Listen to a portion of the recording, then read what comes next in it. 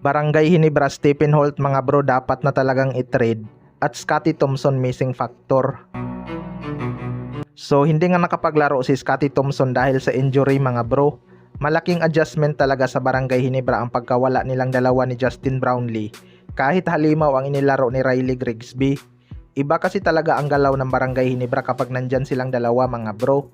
Yung Justin Brownlee, napupuna naman ni Riley Grigsby ang kanyang scoring dahil 42 points nga agad ang kinamada nito sa kanyang unang laro. Patunay lang mga bro na kaya talaga nitong umiscore.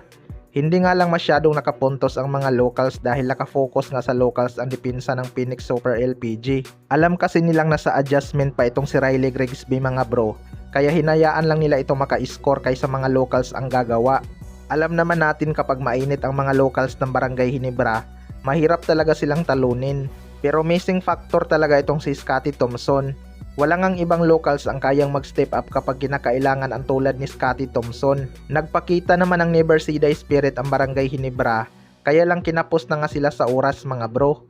Nagkamali na sana ang import ng Phoenix noong dulo dahil sinablay niya ang kanyang dalawang free throw, knowing na 3 points lang ang kanilang lamang at may 4 point shot nga sa ating liga.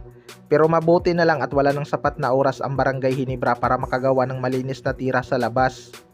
Sa kabilang banda naman mga bro, Stephen Holt dapat na talagang i-trade. Patuloy pa rin ang maalat na laro ni Stephen Holt mga bro. Hindi na naman siya nakapag-perform ng maganda laban sa Phoenix Super LPG. Kinakain nga lang ng Phoenix ang kanyang depensa. May mga open shot naman itong si Stephen Holt pero puro nga baldog ang kanyang tira.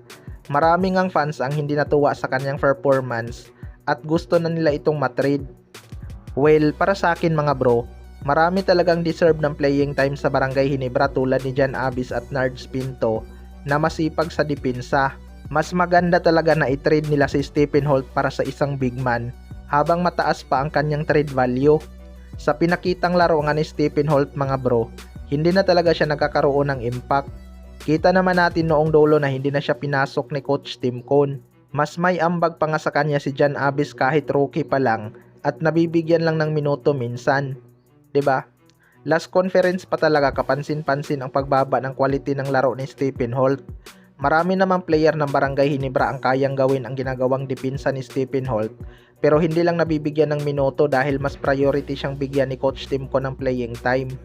Mas maganda ngang si Jan Abis ang i-develop ni Coach Tim Cone dahil parang mas malakas pa ang katawan nito kaysa kay Stephen Holt. Kumpiyansa lang talaga ang kulang para ma-handle ang pressure. Kayo mga bro, ano masasabi nyo tungkol dito?